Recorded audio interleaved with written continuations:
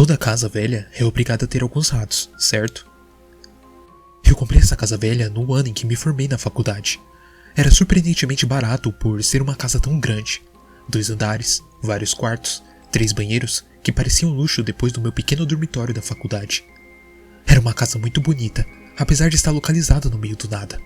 Como eu vivi em uma cidade razoavelmente grande durante a maior parte da minha vida, o silêncio não foi de longe a pior coisa. Eu estava acostumado com o zumbido da cidade, o zumbido constante de carros fora da minha janela. Aqui, as noites eram torturadas. O silêncio era mais alto do que qualquer outra coisa que eu já tinha visto antes. Na primeira semana minha na casa, eu joguei fora o meu relógio de parede, porque o tic-tac, na ausência de qualquer outro ruído, era tão alto que me deixava louco. Isso acabou por ser uma má decisão. O tic-tac era irritante, mas era pelo menos uma distração dos outros ruídos. Eu me convenci que os ruídos podiam ser atribuídos ao farfalhar de papel de parede, ou um galho contra uma janela, ou os zumbidos e rangidos de uma casa velha. Eu não iria admitir para mim mesmo que os ruídos me assustariam. Isso provavelmente era som de ratos. Pelo menos, no começo, que parecia uma desculpa bem conveniente. Não era razoável esperar uma casa livre de vermes no meio de uma floresta, é claro, mas haviam muitos ratos. Eu os notei pela primeira vez quando eu abri um armário após a minha primeira viagem à loja da cidade vizinha. Eu tentei colocar um pedaço de pão no armário e fui recebido por 3 enormes ratos, olhando fixamente para mim com olhos redondos. Depois disso, encontrei mais ratos ao redor, vários no porão. Alguns correndo ao redor de degraus da varanda e o ruído de suas minúsculas patas no sótão, até mesmo um grande cinza no meu quarto. Naturalmente, eu comprei algumas armadilhas, o que pareceu ajudar bastante o problema. Alguns dias depois, também consegui um gato, uma criatura pequena e esfarrapada que comprei por $10 no estacionamento do Walmart. Logo, meu novo gato se tornou tão eficiente em pegar os ratos que eu não senti mais necessidade de comprar armadilhas de ratos. Embora eu nunca tenha gostado muito de animais, eu comecei a crescer perto daquele gato. Eu até comecei a chamá-lo de Tom, que eu acreditava ser o nome adequado para um gato. Teria sido perfeitamente fácil sentir-se satisfeito nesse ponto. Eu estava me acomodando na minha nova casa. Tom era um bom gato, e o problema dos vermes já estava sob controle. O único problema era que os ruídos não pararam. Eles tinham parado por um tempo, apenas o suficiente para esquecê-los, até que eu ouvi um ruído novamente. Toquei Tom pelas orelhas e disse que ele devia ter perdido um rato ou até mesmo 2. Foi quando eu tive certeza de que algo raspou contra a janela. Provavelmente era um membro da árvore do lado de fora. Uma vez, pensei ter ouvido algo se movendo no porão. Perguntei a mim mesmo o que Tom poderia estar fazendo lá embaixo. Não importa que ele já tivesse acabado de ir para a cozinha. Sempre havia uma desculpa na minha mente. Geralmente, eu culpava os ratos. Tom não estava mais trazendo ratos mortos para a porta. Eu sempre dei um tapinha na cabeça dele e disse que só tinha azar. Eu não ia me permitir pensar que o gato tinha matado todos eles. Senão assim, seria mais difícil explicar os ruídos.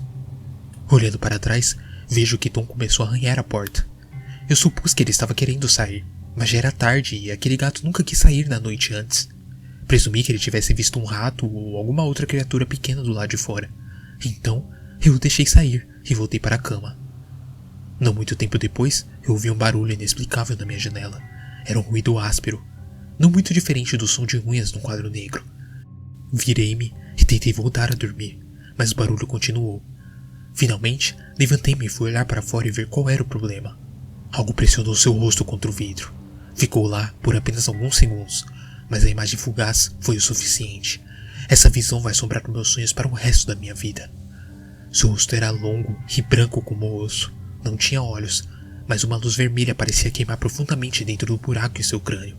Veias negras passavam por sua cabeça, entrecruzando-se em inchadas. O resto do corpo estava coberto por um pelo negro e grosso. Então, a criatura foi embora. Uma vez que tive tempo para pensar nisso, a criatura ficou ainda mais assustadora pelo fato de que meu quarto ser bem claro e minha janela ficar no 2º andar da casa.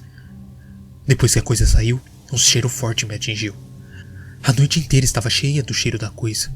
Apesar do fato de nunca ter entrado na minha casa, não que eu saiba, o cheiro estava azedo e podre, me fazendo querer vomitar. Eu cambaleei para trás da janela, petrificado pela visão e pelo mau cheiro. Eu coloquei minhas mãos em meu nariz, meus olhos lacrimejando e minhas pernas tremendo com tanta força que eu mal conseguia ficar de pé. Eu passei o resto da noite trancado no banheiro, com uma faca na mão, duvidando do que eu tinha visto. Quando a manhã chegou, a luz me deu coragem de sair. Lembrei-me de que tinha deixado o gato lá fora. Dei uma volta na casa chamando por ele. Não demorou muito para eu encontrá-lo. Eu não vou entrar em detalhes, mas o pobre Tom não se parece mais com um gato. Eu queria enterrá-lo, mas o cheiro da criatura estava ao seu redor, e para ser honesto, eu não achava que poderia chegar muito perto. Eu estava com muito medo e com raiva. Essa coisa matou o meu gato e tirou qualquer esperança de uma vida tranquila e segura aqui. Não sabendo mais o que fazer, eu fui à polícia. Eu não tinha esperança de que eles fizessem qualquer coisa, mas eu sabia que tinha que tentar. Eu estava zangado com as reações deles, embora eu soubesse que teria reagido da mesma maneira, ouvindo uma história tão bizarra quanto essa. Eles não ofereceram nenhuma ajuda com o meu problema e apenas me disseram que se eu não gostasse, deveria vender a casa. Eu dirigi para a casa furioso, com a intenção de fazer exatamente isso. Eu planejava colocar a casa à venda naquela mesma noite, deixar outro cara lidar com a coisa. Quando eu cheguei na minha casa, a coisa estava na minha garagem. À luz do dia, eu podia ver as suas mãos com garras, enormes e longas com patas e garras do tamanho da minha mão inteira. Ele se agachou de quatro e, embora ainda estivesse longe, eu conseguia distinguir a expressão em seu rosto. Eu assisti enquanto ele inclinava a cabeça para o lado e eu poderia jurar que ele sorria para mim. Naturalmente eu coloquei o meu carro em reverso com as intenções de nunca mais voltar àquela casa. E, enquanto eu dirigia para longe, eu pude ouvi-lo gritar tão alto, quase assustadoramente e muito desumano. Hoje, eu tenho uma casa nova.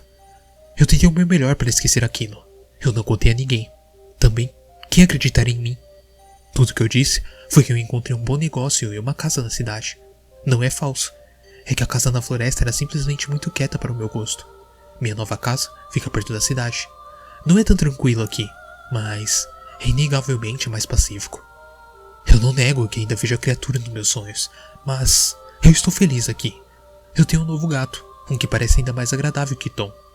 Eu até encontrei um emprego para poder trabalhar à noite, de modo que nunca tive que temer aquela coisa me encarando na escuridão. Eu não vou negar que às vezes eu ouço um ruído, uma briga no porão, um farfalhar fora da janela, uma ou duas vezes, até algo que pareça um arranhar do lado de fora. Mas, afinal de contas, toda velha casa é obrigada a ter alguns ratos, certo?